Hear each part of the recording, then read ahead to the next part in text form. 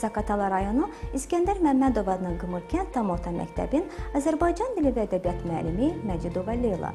Aleksandr Dumas böyük fransız yazıcısıdır. O, 300-ə yaxın əsərin müəllifidir. 1858-ci ildə Qafqaza səyahəti zamanı Bakıda, Şamaxıda, Qarabağda və bir çox yerlərdə olmuşdur.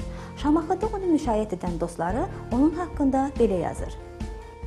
Şamaxıda qaldığı 2 gün ərzində öz mülayim xasiyyəti və mehribanlığı ilə yerli əhalinin hədsiz hörmət və məhəbbətini qazanmışdı. Yazıcı Şamaxının tarixi ilə yerli əhalinin adət və məişəti, xüsusilə şərq nağılları və əfsanələri ilə maraqlanmış, özünü şərqli kimi aparmışdı. O, xalı üzərində bardaş qurar, qəlyan çəkər və həvəslə ləzgihəngi oynayardı. Bunu görən Şamaxı cəmaatı hər yerdə əziz qonağı sevgi və səmimiyyətlə qarşılayardı. Bu barədə isə Dumas yazır. Şamaxıda mənə Avropanın uzaq diyarından gəlmiş qonağa göstərilən ehtiram və hörməti ifadə etmək üçün söz tapmaqda çətinlik çəkirəm. Azərbaycan, onun təbiəti və insanları yazıcının ürəyində dərin izlər qoymuşdur. O, öz təəssüratlarını Qafqaz kitabına yazıya almışdır. Yazıcının geniş təsvir etdiyi şəhərlərdən biri də Bakı idi. O, Qızılburuna qədər mənzərəli və təhlükəli yerlərdən keçmişdi. İndi qarşıda bir yanda qızıl kimi parıldayan qum səhrası, bir yanda isə mavi Xəzər vardı. Yazıcı buraları özlərinin bir qund yaylasına bənzədir. Yol boyu kiçik kəndləri, yamyaşıl cücərib çıxan arpa buxta zəmilərini, biçənəklərdə otlayan sürüləri görəndə rahat nəfəs alır. Bu yerlərdə insanların dinc həyat sürdüyünü hiss edir. Tərəqqinin, mədəniyyətin olduğunu duyur. Lakin Qafqazın o bir ətəyində isə yol uzunu qorxu hissi yolçunu izləyir, onu narahat edir. Bakını ilk dəfə görəndə şəhər onu heyran edir. O yazır, Bakı 2 hissədən ibarətdir, Ağ şəhər və Qara şəhər.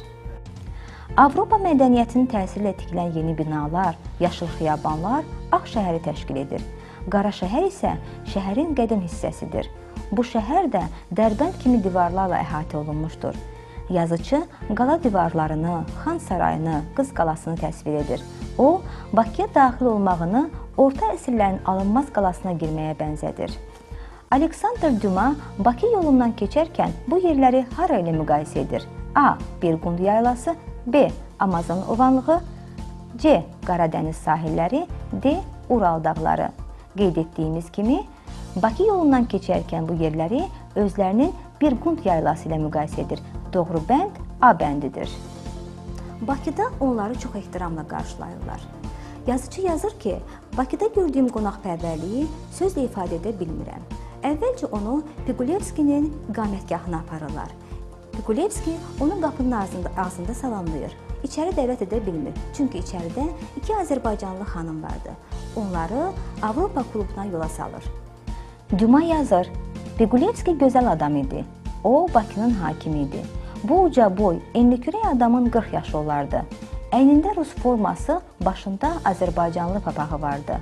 Onun sifətindən xoşbəxtlik yağırdı. Elə bil, Babil qülləsi dağılandan bugünə qədər alimlərin yaratmaq istədikləri beynəlxalq əlifbanın ilk hərflərini bu adam kəşf etmişdi. Piqulevski Fransadan gələn qonaqları nahara dəvət edir. Məclisdə yazıcını görmək istəyən 2 Azərbaycanlı xanım vardı. Onlardan biri Mehdiqulu xanın arvadı, digəri isə onun qızı şairə Natəvan idi. Aleksandr Dumas yazır, anaya 40, qızına isə 20 yaş vermək olardı. Hər ikisi milli geyimdə idi. Qəşəng baxalı paltarda cazibədar görünən gənc xanımın yanında 2 uşağı da vardı.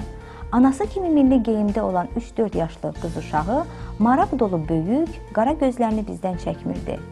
5-6 yaşlı oğlan uşağı isə nənəsinin dizinə sıxılmış və kiçik əlini belindən asılan xəncərin üstünə qoymuşdu. Məclisin iştirakçılarından biri də Xurşudbanu Natəvanın həyat yoldaşı Xasay xan Usmiyev idi. Yazıcı onun haqqında belə yazır. 35 yaşlı Xasay xan qədd-qamətli, ləyaqətli adam idi. Alışıb yanan gözlərində nəsə bir narahatlıq duyulurdu.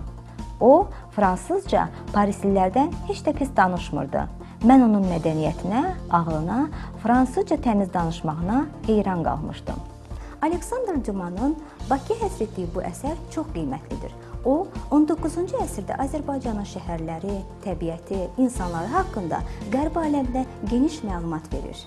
Əsəri oxuyan hər bir qərbli bu torpaqlarda qədim və yeni mədəniyyətin olduğunu, şeirin, sənətin inkişaf etdiyinin şahidi olur. İnsanların son dərəcə qonaqpərvər olduğunu öyrənir. Qadınlarımızın geydiyi milli paltarlar milli mədəniyyətimizi nümayiş etdirir. Biz özümüz də bu əsərdən Natəvan və onun ailəsi haqqında geniş məlumat ala bilirik. Fransadan gəlmiş qonaqların içərisində olan rəssam Moinenin çəkdiyi Natəvan ailə şəkli bugün bizim üçün də çox qiymətlidir. Mövzumuz bu qədər. Sağ olun, salamat qalın.